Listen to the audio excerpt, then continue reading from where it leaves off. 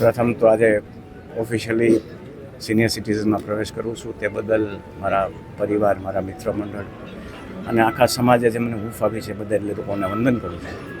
ખાસ કરીને મારા દરેક જન્મદિવસ ઉપર 25 વર્ષ થયા રક્તદાનનું આયોજન થતું, પણ 25 વર્ષ પછી મિત્રોએ અને ટ્રસ્ટીઓએ વિચાર કર્યો કે આપણે હવે કંઈક નવું કરવું જોઈએ. એના માટે થઈને આ જે ભૂલકાઓ છે, દિવ્યાંગ બાળકો છે, એની વચ્ચે રહી અને એને કેમ પ્રફુલ્લિત કરવા, એની સાથે રહીને શું એને જરૂરિયાત છે એ કેમ પૂરી પાડવી, એનો વિચાર કરી આખા ગુજરાતમાં આજે 80થી ગુજરાત અને ગુજરાત બહાર 80થી વધારે સંસ્થાઓમાં ટ્રસ્ટીઓ અને મારા મિત્રો દ્વારા આ કાર્યક્રમો યોજવામાં આવે છે. દિવ્યાંગ બાળકોમાં કેવો ઉત્સાહ જોવા મળે?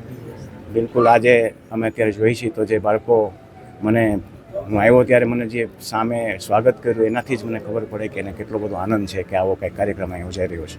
પાટીદાર સમાજ માટે જીગીશા પટેલને બની ગજેરાનો પણ એક મુદ્દો ચર્ચાનો શું થશે? આજે આપણે જ્યારે દિવ્યાંગ બાળકોની વાત કરી, મારા જન્મદિવસની રક્તદાનની વાત કરી, તો બીજા કોઈ મેટરમાં ન પડે તો સારું.